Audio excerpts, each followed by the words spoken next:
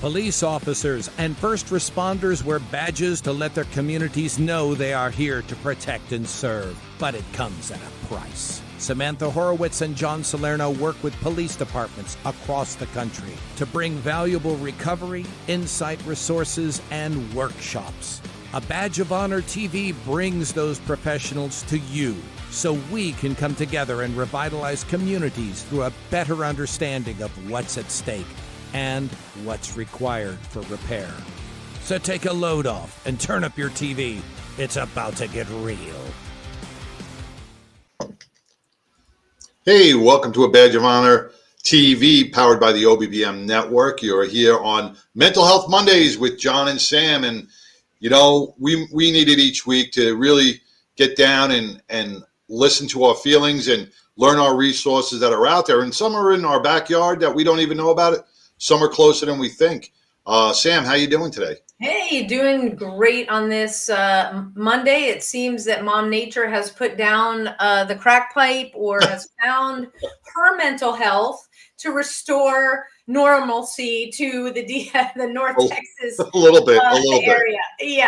Yeah, it's been a wild ride. And, you know, speaking of another wild ride, I want to thank everybody for, indulging me from last week. We're still kind of working everything out with this live stream.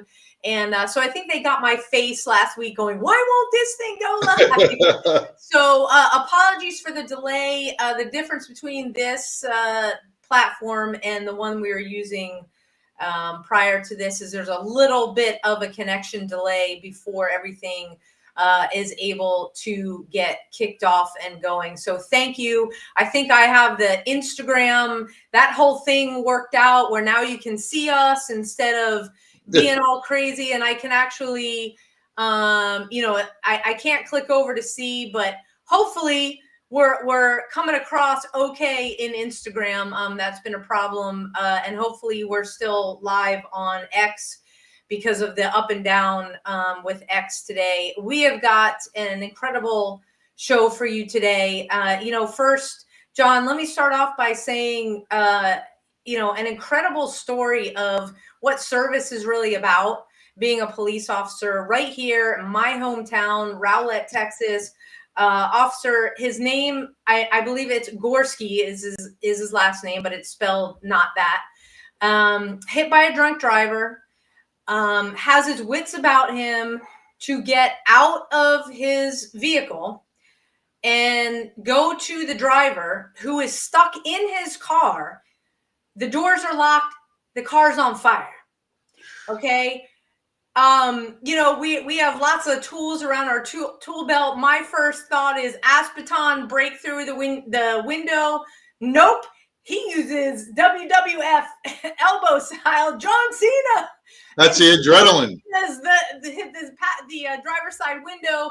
They get the driver out of the burning vehicle, and then I'm told that he is pretty much, he didn't break anything. Full recovery. Nice. Young family. So God bless you, Officer Gorski, and I'm pretty sure the drunk driver that hit you is blessing you as well, because if there wasn't anybody there to pull him out of the burning vehicle, we could be looking at a whole different story. So that's awesome. And I also want to talk about, we had our first peer support training program. Thank you, Garland Police Department, for hosting it. We had peer support officers from all over the DFW, a bunch of different departments came together for a very powerful 4 hours. Feedback was they want more. And when you can leave people wanting a longer time to build the skills that will bless so many, your own department and beyond, that's what it's about. And our guest tonight, talk about blessing many. This program and organization has been around for almost a decade. They started right here, John, in our backyard, and they've moved now to a location in Virginia. And our guest, Mike Marotta, he is the executive director of Warrior's Heart in Virginia. We've been trying to get him on the show for the longest time. He's a super busy guy. Yes, welcome to A Badge of Honor TV. Yeah, thanks for having me. What a pleasure to be here and to finally make this happen. The last time was on me. I canceled. I was probably getting cursed out, but yeah, thank you. No. Thanks for reconsidering and having me on. I'm super excited to be here with you. We got to have you on the Christmas special with that amazing beard you have. That's We're gonna bring you on in December, and just put a red hat on you for a Christmas special because that is an amazing beard. It's kind of short right now, but Sam said the same thing. She's like, "Hey, wait, your profile picture," and I'm like, "It was a lot longer. I cut it back, and now I'm letting it go." I get all the Santa comments, and anyways, yeah. So thanks. Well, it is awesome, and it is great to have you on. Warrior's Heart, you guys do such incredible things. You got numerous programs. Before we dive into that, tell everybody watching and listening on their favorite podcast app about you, Mike, about your background, because this is like your third area of service in your life. Yeah. Oh my gosh. What a absolute pleasure again to be here. So a little bit about me. I'm going to start with the important stuff. I'm a husband of 25 years. And I love to mention my wife because although service is a beautiful thing, she has taken the brunt of me being a servant, which does come at a bit of a cost. So God bless my beautiful bride. I have two sons. They're 24 and 14. Now, I did serve in the San Antonio Police Department for almost 2 decades. Super interesting story how I left that career. I left that identity behind. Found myself working for a nonprofit called First Help. Maybe you've heard of it, and Karen Solomon. Yep. And so I was the training manager there, working directly with Karen Solomon and Joe Willis. That was a blessing. And then interesting, super cool. I was actually in San Antonio, and a friend of mine who used to fight UFC, Matt Hughes, was passing through San Antonio, and we have a mutual friend there. He was actually headed to carry the load up in Dallas. Mm-hmm. And because he was in town, I said, "You need to go check out Warrior's Heart." And so we went, and then that was the day I got offered this job. And I looked at the founders and I went, I was just a cop. Like, what do you mean? I can't do this job. And then I took it, left our life in San Antonio, and now we live in Virginia. And I did not mention it, but I'm also a veteran of the United States Air Force. I served as an enlisted aviator. I was a load master on C-5As. So just wow, life has been awesome, and I've done and seen a lot of cool things. What a blessing. Well, you got to follow your heart. You got to follow your passion. You don't need a degree on the wall sometimes to help people. You don't need all those fancy letters. All you need is something that's coming from your heart, and that's what really heals. So it's a blessing, and this is what your path is, to be part of the Healing Network. And we're glad to have you part of that instead of doing something else in your life. Oh, I know. So it was really cool. There's this. If I may, I'm just gonna throw this stuff out there. But when I was a police officer, I was on patrol. I was a patrolman, and I worked some cool details on patrol. And then I found myself on the behavioral health unit, and I was doing all the co-responding, crisis negotiations, doing some really great work.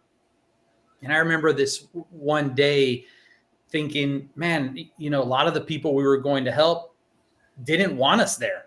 They're like, well, why are you here? Why? I don't want this. And I thought, I know people who do, our own officers. And at that point, the department had 2 psychologists, which was not enough for almost 2,400 sworn policemen.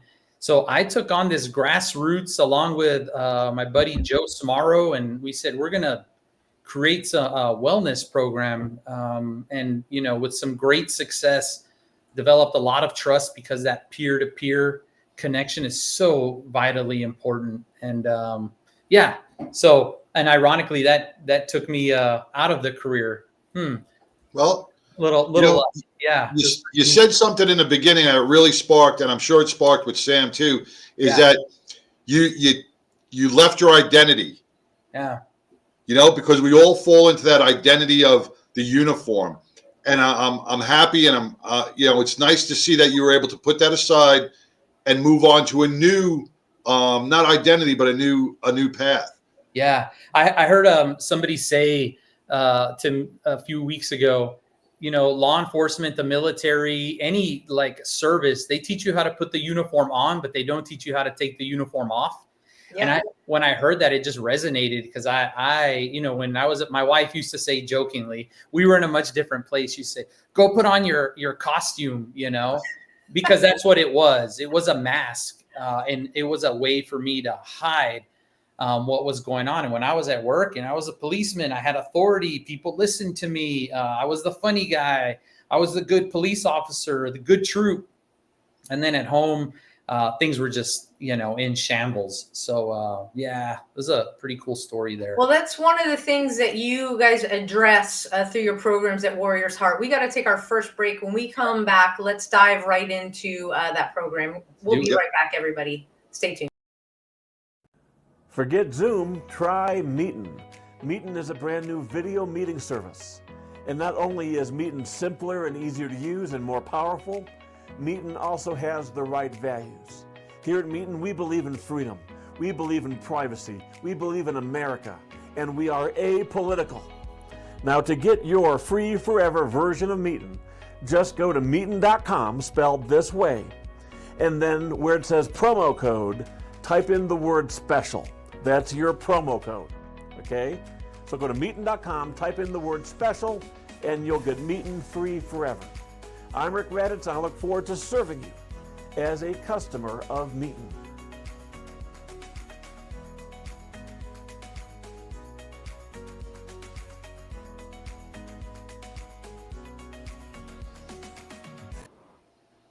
Hey, welcome back to a Badge of Honor TV with John and Sam, and our special guest, Mike, from Warriors Heart in Virginia. There's a couple of different locations that serve our first responders and our veterans and those who are battling addiction. Mike, thank you for joining us here today. You're a San Antonio police officer, you're a veteran of the United States, and you continue to serve. You could have packed all that stuff up and said, hey, listen, I'm going to go fishing and I'm going to leave all that stuff behind me. But we always say we're servants of God. We're cut from a separate cloth, and we continue to serve our brothers and sisters who are putting up the good fight. So I want to thank you on behalf of me and Sam again. Yeah, absolutely. And thank you for saying that. I learned so much along my path and my journey, and what good would it be if I didn't share that and give it to others. And so I believe I've just been put in a position to be able to give back. Yeah, it's a really beautiful thing.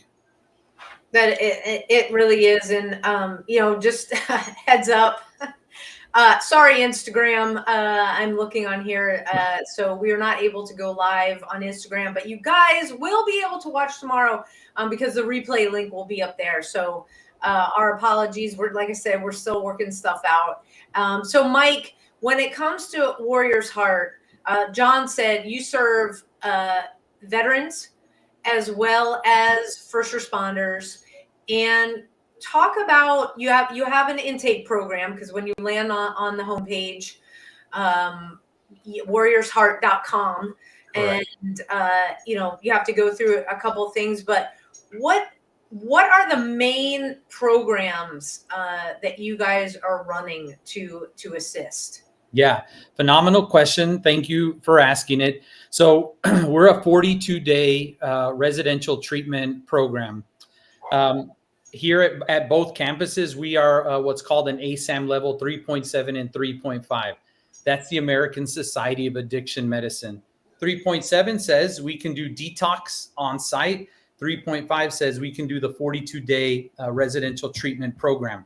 Now, what I do want to make clear is going into detox does not count towards your time in the 42-day program. The commitment of Warriors Heart is that once you get out of detox, you get the full 42 days of programming. That is in spite of insurance coverages, finances. Once you're with us, you're going to get the full deal as long as you commit.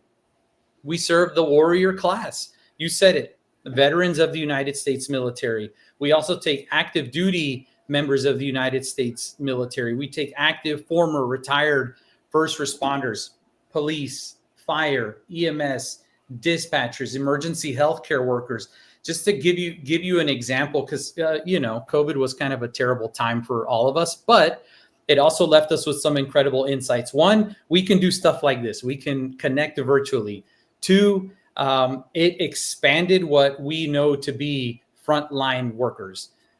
So something that I've seen here at our campuses is people in the emergency, in the healthcare field come into our campus. We had a airlife pilot earlier in the year who was in our program. And that was his connection to the Warrior class, was being an airlife pilot. And I thought, man, how interesting. You don't think about it. You think that's such a safe place to be.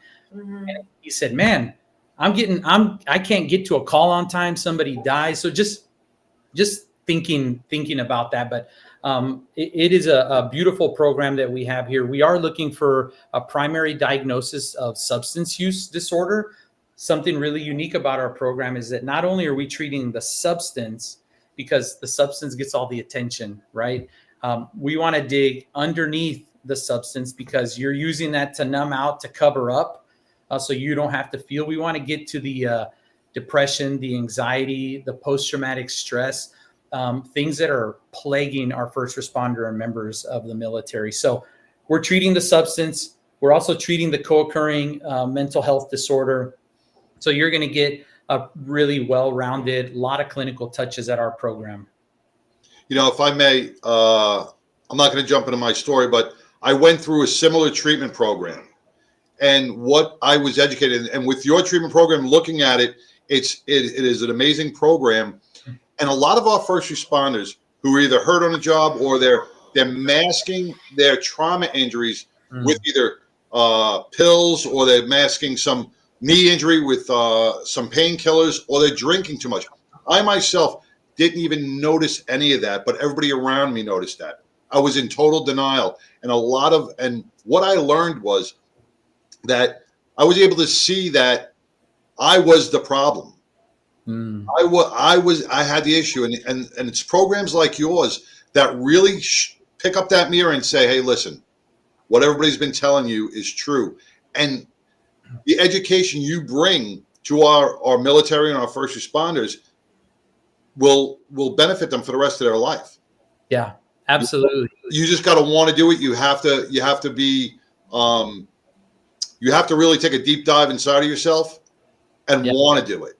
And these programs, your program, will help. Yeah. I love that you said that, because so there's a lot to our program. One, we have a 6-week, very heavily curriculum-driven program. But what I wanted to say, because you just made me think of it, is we're at our core a 12-step program. And so the idea here is working through steps 1, 2, and 3. And we talk about the who: willingness, honesty, open-mindedness. You got to have these 3 in order to be able to successfully heal through your addiction, to successfully face down the trauma.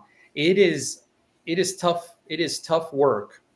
It is. And when you say, when I went to this other program, I went into AA and I went into NA, both where I thought I didn't have a problem, which I wasn't addicted, but I had the markers for addiction. So if I would have kept on that same path, I would have been an addict somewhere down the line. So that these programs actually put up that roadblock. Even though you don't think you need AA or NA or any of that, it treats the internal problem from you getting to that. Yeah. It's a precursor to help. Excuse me. Our founder, Tom Spooner, we talk about the big book, and it's very, focused. It doesn't actually say the word alcohol a whole lot in the book, which is really interesting. But he says, this is an ism book: emotionalism, angerism. Like, what's your ism? And I thought, man, how interesting. And when you consider what people struggle with, the places they go when life is just a little bit hard, we go, oh man, I think we're all struggling with something, no doubt. So great point, John. I appreciate you sharing that. Yeah. So quick question. If somebody knows they're struggling with their mental health, but maybe they do use alcohol recreationally, let's just say, because let's face it, cops, alcohol is legal, right? We're not getting busted, most of us, over pills and stuff like that. Can we reach out to you and say, hey, I don't know if I have PTS, but I have everything on paper that looks like it. Can they come to you and still have treatment, or do they have to have that underlying or that first phase of, hey, I've got an addiction? Yeah, so that's a good question. Our admissions advocates would be the ones that they do a really robust pre-screening before they come to the campus. People don't, although it does happen, don't just generally drive to the campus and say, hey, I'm here for treatment. You mentioned it, right? The intake process, they will be screened. They'll go through the medical director, through our clinical compliance manager, and let's see what's really going on here. And is the program appropriate for you? Hey, this is a wonderful program, the best in the country, but it's not for everybody. And so the idea is okay, well, you don't have that substance use piece, so let's get you into a program like Boulder Crest, something like that, another one of our partner programs, and let's talk about where you can get the help that you really need. That's great. That's great. John, we're going to continue this conversation and go even deeper when we come back from our next break. Stay tuned, everybody. We'll be right back. Look, when you need to respond to an aggressive situation to protect yourself, your family, or your property, understanding your firearm and legal position are critical. Officers know your skills are only as good as your commitment to training. So know what you're doing. So when you're in a vulnerable situation, we can count on your response. Whether you're a beginner or a licensed gun carrier, Carry in Texas offers basic firearms training, Texas permitless carry courses, license to carry, and basic 2A courses so you can understand the responsibilities, situational awareness, and learn the technical skill required when you carry your firearm. Go to carryintexas.com to find the right course for you. Join me, former United States Secret Service agent Samantha Horwitz, on the range for beginner basics, LTC prep, and range practice. Go to carryintexas.com today. That's carryintexas.com. Hey, welcome back to A Badge of Honor TV with John and Sam, and our guest, Mike Marotta, former law enforcement veteran, and now the executive director of Warriors Heart in Virginia. Before we took our last break, we were talking about addictions and the different types of addictions, either be it narcotic, be it alcohol. But Mike, Sam brought up a good point. Do you have to be an addict to be in there? But my question is, and this is where I saw my change, and I'm sure Sam saw the same thing in her. When we drink, because it's legal, and a lot of cops and a lot of first responders will go out and tip a few. All right, you got to know when to stop, right? You got to find that threshold. So if you were a happy, fun-loving guy to go out drinking with, now all of a sudden something happens within your career. Now you're an angry drunk. You start developing these anger issues. Would you consider that maybe an addiction or a change? How does that balance out? Man, how I like to tell, when I used to talk to my guys about this, is if it is affecting your life in any area, you might want to think about this potentially starting to go into the direction of an addiction. If you're angry and you're yelling at the wife, yelling at the kids, or just kind of checked out, this is affecting you, and you need to do something sooner than later.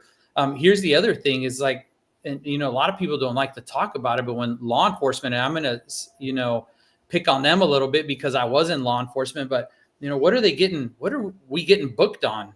We're getting booked on DWIs and family violence. Yep. So to your point, this happy, fun-loving, go-lucky guy who joined the police department because they wanted to serve and do better and help their fellow man, a few years into it, is angry, is drinking more than he should, hiding alcohol in the closet, not playing with the kids, not hanging out with the wife. there's questions that need to be asked and some really difficult conversations that need to be had very quickly.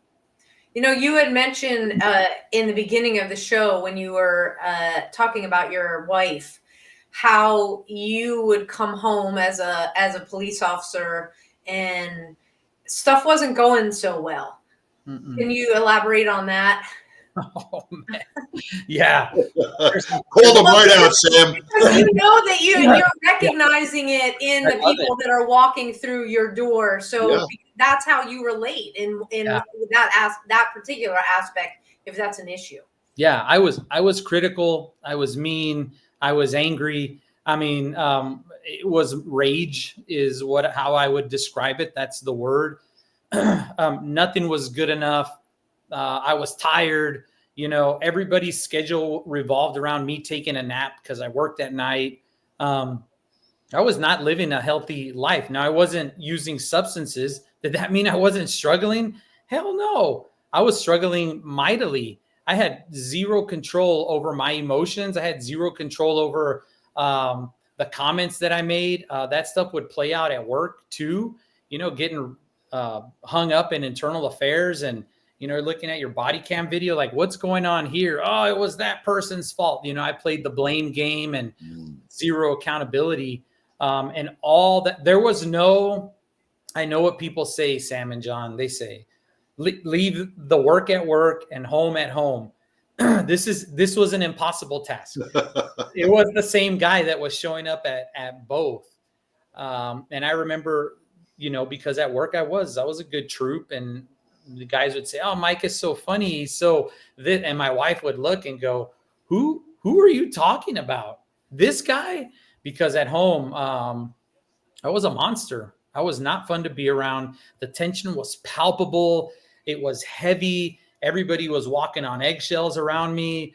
You know, looking back, I spent way too many years in that space. And to be really honest, here's another thing that I discovered that I know you all know to be a truth. I was already messed up when I got the job. I was a second generation policeman. I did not know my father, who was a police officer. And I took on this legacy into my career. The career just accelerated and made things happen a little bit quicker. But I was a mess. Was he in San Antonio as well? He was. Yep. He was San Antonio cop. 1965 to 1998. He was a policeman's policeman. Yeah. Were any of the guys on the job when you got on that knew your dad? They were. There were some old dinosaurs that were at the end of their careers that knew my dad. Absolutely. So you had big shoes to fill. I had big shoes to fill. And here was the other thing. I remember guys saying the same thing that what they would say about me, about my dad, like, "Oh, your dad, he was a, Sergeant Marotta. Oh, Sarge, oh, that was your dad. Whoa, he was a great guy, this legendary super sergeant." And I was going, "What? My dad? I didn't even know the guy. What are you talking about? He left when I was a kid." And so it's just really interesting how that same story played out for me in my career and in my life. By the grace of God, I hung on, and my wife and I made it through the storm. Yeah. God bless. Phenomenal. Yeah. When one of the things that first hit me when I was looking at the website is that Warrior's Heart did their homework. They knew what they wanted to set up and how they wanted to do it. And part of that included what the space physically looked like what area in Texas. It's not like you're going to check into a hospital. Can you talk about the utterly spectacular grounds that you all decided it has to be, nature has to be, front and center? Oh my gosh.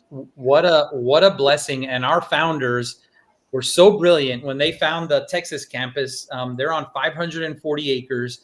They're a 100-bed facility. Here at my Virginia campus, I'm on 520 acres, and we're a 60-bed licensed bed facility. Let let me tell you, I don't know.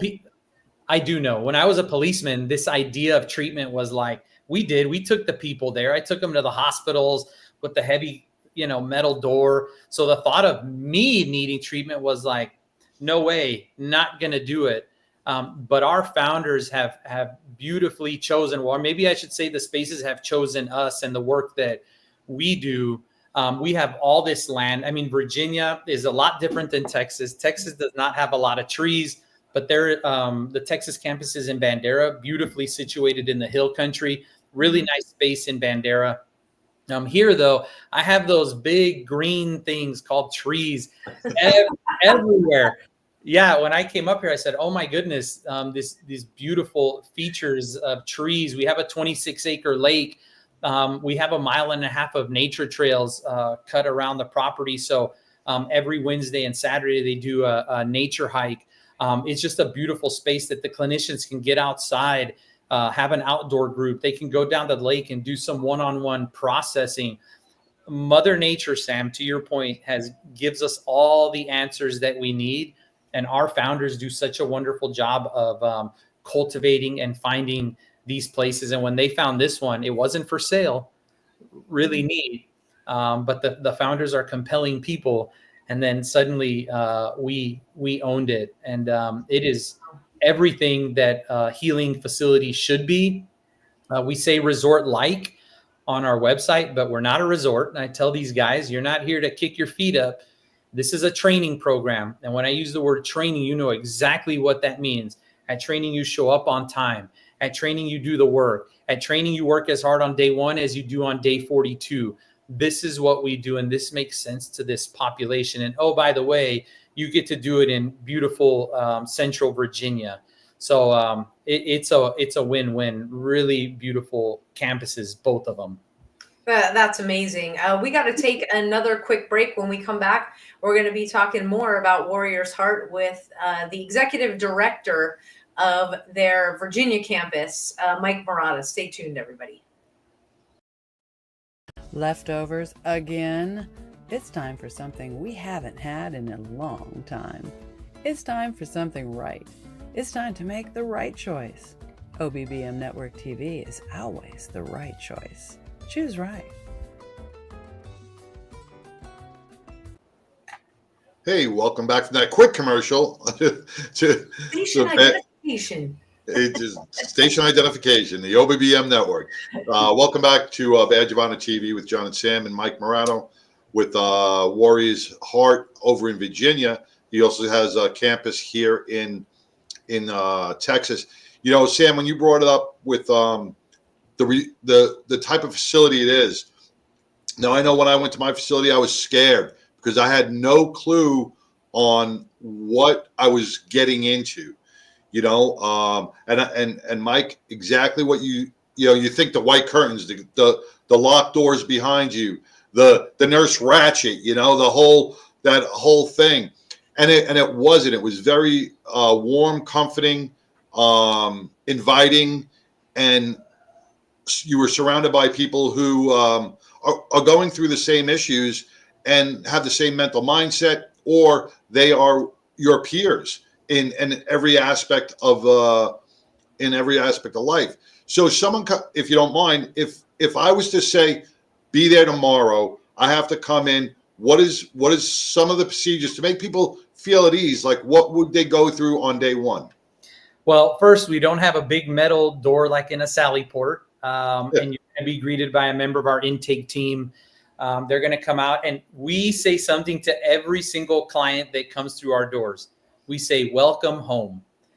And, they look at us and they go, what are you talking about? And it's so cool when you see a couple weeks into the program and they come back to you and they go, hey, remember when you all said, welcome home? Now I know what you meant.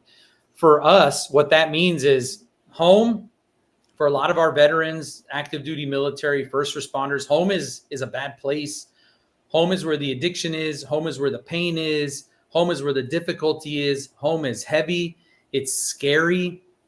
And we get to redefine in our 42 days what home should look and feel like. It should feel warm, compassionate, loving, safe.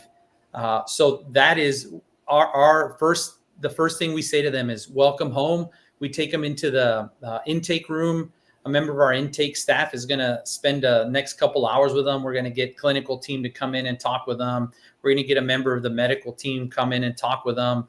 The one thing that we're not doing is, taking shoelaces, give me your belt. It's sit down. Hey, wait, let's take a break. Why don't we go break bread with everybody down in the dining facility? Little ode to the Air Force there. I don't call it chow hall. Yeah, let's go down to the dining facility and let's break bread with everyone. Really, my staff, and you're right, John. A lot of the staff here, they have struggled themselves with addiction.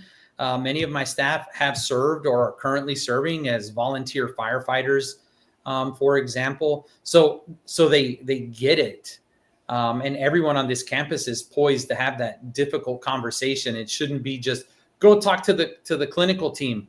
Everybody should be able to sit down and have a very open, honest discussion about what's going on with these warriors, because when they're here, and that overwhelming feelings, they come up at any time, and anybody's got to be prepared to help them deal and walk through that. Yeah, absolutely. And your clinical team, we're talking about dealing with veterans and first responders. So it's not like hey, we're hanging out we're hiring sign and anybody that can apply. You guys have years of experience dealing with first responders and veteran issues, which, it may not be specific, like PTS isn't necessarily a specific thing that affects first responders and veterans. It affects other people as well. But the way in which you come at it, you may, treat it, can look very different. And I think that's another thing that sets you apart. Yeah, I think the term that I'm hearing is cultural competency. Mm-hmm. We're very fortunate here because all of my clinical team are veterans. They're all veterans of the United States military. So that's kind of unique to the campus. So when they say, I understand, they literally understand. Right. So that's really neat. Yeah. Yeah, that can push your buttons, when you're on the phone on hold because some technical thing doesn't work. Oh, I understand. No, I don't think you do. Yeah. How do you understand? Yeah. Yeah. Absolutely. Yeah. But that makes such a difference when you have a team of counselors and caregivers within a facility that have either gone through or have been in your boots. That makes so much more of a difference than some 23-year-old just out of college who got a degree in psychological and they don't know what. And I'm not putting them down, but this is a different arena. Yeah.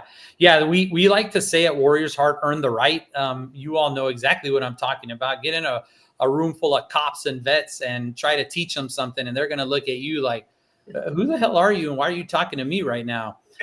So we like to say earn the right. And that's something that my staff is doing from day 1 all the way to day 42 is earning the right with these men and women. And, I like you said the term caregivers. I haven't even told you all about the wonderful electives that we have here. Example of caregivers, we have cooking with chefs. So from Monday through Friday, from the hours of 1 p.m. to 5 p.m., they can go and jump in with a member of our culinary team, help them prep dinner. After they've done that, learn some basic kitchen skills, they can choose a menu of their own and then prepare it with a member of our culinary team. They can go into our wood shop and our metal shop. Man, the stuff that is created down there is pretty awesome. They can go to fishing down at our 26-acre lake. They can go to equine. Our equine facilitator left a little while ago, Jen. They can go into our Rogue CrossFit style kick-ass gym. They can go do a workout. They can jump into the art studio. They can get a massage. They can work on assignments because while they're here, the entire time they have a binder called Mission My Life. And so sometimes they just want to work on their assignments. So there's a lot of things for them to do. We keep them active to the point where sometimes they're like, can't we just take some time off? And I ask the same question. How many days off did you take when you were drinking? Right. Exactly. You took none. So you don't get to take any now. Welcome to the rest of your life. Time to get healthy and time to get better. That is amazing to hear. We're going to take our last break, John. I know you had a question that you just wanted to ask. Hold it for 1 sec, and we'll be right back with Mike Marotta. Stay tuned. Leftovers again. It's time for something we haven't had in a long time. Rise and vibe with your new elevated morning ritual. Meet Rise by Frequency. Frequency-charged nutrition. Rise is formulated with a blend of 7 different organic mushrooms, B vitamins, amino acids, and green coffee bean extract. Rise supports brain health, performance, and focus while enhancing mood, mental clarity, and energy. Enjoy the delicious mango lemonade flavor while giving your mind the nutrients it needs. Get charged up with Rise. Fuel your body and mind today. Hey, you hear about it every single week, Rise and Vibe with me and John, and we've made it super easy for you. You visit abadgeofhonorhealth.com and you can grab this amazing product called Rise. I use it every day as a pre-workout. I've also added the Source naturals to it, and that means my body's also getting replenished with all of the minerals that it needs. We put it together in several different packages delivered right to you at home. Subscribe and save today. Visit abadgeofhonorhealth.com. Look, you are worth it. Get some natural energy. Put the Monster, I probably shouldn't have said that. Put the energy drinks that have a crap ton of sugar, put them down. With Rise, there's no sugar. It is keto friendly, so your blood sugar isn't all over the place and you're not going through the caffeine highs and then boom, being dropped and you need another one and another one. So get healthy with me and John, Rise and Vibe, abadgeofhonorhealth.com. Visit there after the show. Now back to the show. Hey, welcome back. Sam, when we talk about Rise real quick and you talk about those so-called energy drinks, and when we talk to Mike, addictions, alcohol, sugar, drugs, but energy drinks can also become very addictive and very self-harming to your entire health and your mental health attitude. Those highs and lows can really do damage to your mental mindset throughout the day. So you want to make sure you grab something like Rise that's natural, that's going to keep you on a steady flow and not give you those peaks and lows and peaks and lows. Yeah. That's a good, I love that. I need to try some of that stuff because you are right. It's something that I see here. They replace, the one addiction with Amazon shopping, or, it's just like, it's called cross addicting, where you just replace one with the other. So yeah, great point. And we don't allow energy drinks here, by the way. Well, that's a good thing because you don't want to cross. I mean, we have the same thing. We've seen it with tobacco. How do you guys? Or even coffee. It's moderation. It's moderation. Absolutely. So real quick, looking at the time, I told you before we went live, the time is going to absolutely fly by here. Mike, since you have 2 campuses, what is the best way for people to reach you? They can go to www.warriorsheart.com. That has our admissions number. There's a live admissions link there. They can connect with an admissions advocate. People can certainly find me on LinkedIn. They just look up Mike Marotta. That's Marotta. I've made a ton of connections via LinkedIn. Warriors Heart is also on Instagram, Facebook. Those are great ways conversation. People, just because they reach out doesn't mean they're committing to treatment. Oftentimes what I do is I say, hey, come on out. Why don't you tour the place? Let's take a look at it and have a conversation about what's going on in your life. Kind of a non-threatening way of just beginning the early steps. This is a scary process for people thinking, man, I have to give up this way of life and try something different. That's a big, that's a tall order. But yeah, www.warriorsheart.com. They can go there, take a look at our website. They can find out about the staff. They can see our my whys, why we do the work that we do. And, you know, so that way they know exactly who we are. And again, that's part of the process. This is a community and a population that doesn't love unknowns. So we want to remove some of those barriers. You know, Mike, let me ask you a quick question too. Sure. Instead of, I don't know how departments react. Do you get a lot of recommendations from either fire departments or police departments saying, "Hey, I have a first responder here that's battling. We want to put him in your program." Do they do that a lot? Absolutely. Okay. Absolutely. I have seen a major shift. Now, I want to be clear. We still have a long way to go, and we still got a lot of work to do. Stigma is still very real. Still a lot of conversations that need to be had. But I am definitely seeing a lot more agencies that are picking up the phone and saying, "Hey, our guy needs help. Our girl needs help, and you're the place for them." Look, I mean, you all know this, fire, police, these are $1 million investments. Why would you just, you know, this is all part of the retention and recruitment process. People want to know that they're cared for and that they're valued.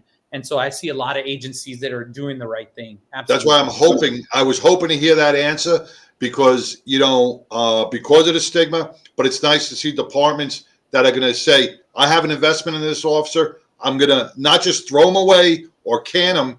I'm going to get him the treatment he needs, and I'm going to bring him back a better officer than he was when he left. And it's an investment on both sides because you're referring, Mike, to you, but it's the investment of, you know, this isn't an outpatient program. You're in for 45 days, 40. Yeah. 42. And 42. But there's work afterwards. So it's got to go both ways. So kudos to you all building that confidence where the warrior class and all of the departments can be like, all right, we got one here and he or she is worth it and we're going to invest, and, you know, they're going to come back and be able to pick up not where they left off. They're going to be able to pick up and be better than when they left. Because we always like to say, I want to be back where I was. No, you don't. You're going to get better, and you're going to go from that point forward. Yeah. So it's so important to distinguish. Love to hear that. Yeah, Mike. Any closing words to everybody listening or watching or listening on their favorite podcast app? You know, I think I always like to say the same thing. Like if there's words of wisdom that I could give to people, it's that knowing that their mission's not over. People to know that, you're a police officer, you're a firefighter, you're a member of the military, you occupy this space, but we are just so much more than that. You know, the husbands, the mothers, the fathers, brothers, sisters, friends, peers. We exist in a much larger space, and to think that you're going to be a policeman, a fireman forever, it's so narrow. And if you're struggling with alcohol, know that there's help, there's hope, there's healing, there's possibility. There is so many people right now that want to help this community and this population. So let us help. If somebody's struggling with how to have this conversation, my goodness, they can reach out to me directly, and I can help facilitate those conversations. I love having those conversations. And we can get your loved one, your friend, a member of your department, the help that they so desperately need. But people need to know that their mission isn't over. Help is out there. And if it's not us, please reach out to somebody. Just have the conversation. Nobody should be struggling and fighting alone. Nobody. Yeah.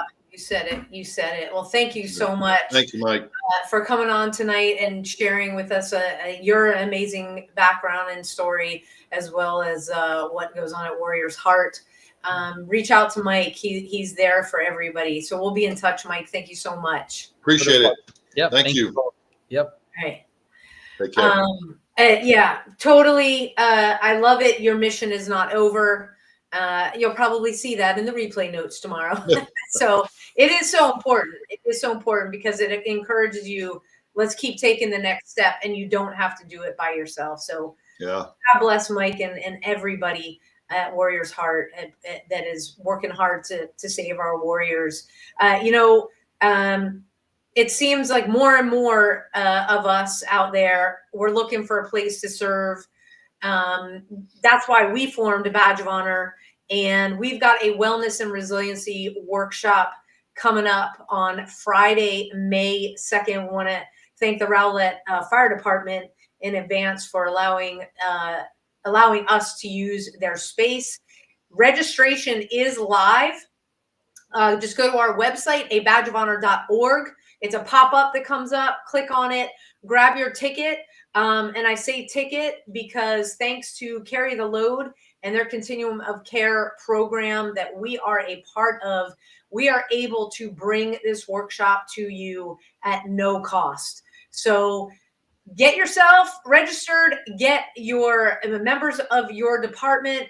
It is an important 8-hour day, an important 8-hour conversation that we have together. This isn't death by PowerPoint. We are active. We are talking about, well, frankly, we're talking about the tough stuff that we can't really do sometimes, or feel like we can do inside the four walls of our department. So again, that's Friday, May 2nd. Our Wellness and Resiliency Workshop registration is now open. You just heard me mention Carry the Load. We can't do half of, maybe we can do half without Carry the Load's help. Carry the Load has a program, again, called Continuum of Care. We are so blessed to be nonprofit partners selected. This is year 3. And because of Carry the Load, we're able to bring our mission of post-traumatic stress awareness and suicide prevention to so many more, and, take it on the road when we can. And so right now, we are in a fundraising time. All the funds that come through us to Carry the Load go back into this giant pot with the Continuum of Care, and then they're given to the up to 50 nonprofits that are part of this program. So what we've got going on, if you're not friends with me on Facebook, get on there. Samantha, Sam Horwitz, and then John, he'll be putting up his link here soon. But on our website, again, abadgeofhonor.org, Carry the Load is the top line of our partners and resources. You click there, and you can find out more about the organization. But there's a blue donate button on our website. Click on the blue donate button. Give what you can. Every bit of money, today is March 10th, that we bring in from this day forward to the Dallas Memorial March, which is basically, it goes through the end of the month of May, that will go to Carry the Load. So a challenge is being thrown out to all of our incredible folks that tune in every week and our followers. Please, whether you donate directly to us and it'll go forward into Carry the Load, or you want to be friends with me or friend me on Facebook and then direct donate through that link. We're going to be spreading it. You'll see it on LinkedIn. You'll see it on Twitter because, Twitter had that thing up and down today, so I didn't put it on Twitter. But let's take care of the folks that are out there every single day taking care of us. So thank you to all of our first responders out there for keeping our community safe. We are praying for you. To all of our veterans out there, thank you for fighting the good fight that allows John and I to do a show like this every week. And to all of our active duty personnel spread out across the globe, you are not forgotten. We acknowledge you. Thank you for keeping our shores safe here at home. John, take us home. Man, like Mike said, don't be afraid to ask for help. Me and Sam did it. We've gone through our programs, and it's brought us through to the other side, and we're much better for it. So if you feel like you're struggling, if you feel that a partner is struggling, you see somebody that's struggling, make that phone call. We do it for others. We can do it for ourselves. Peace. Next week, everybody, take care.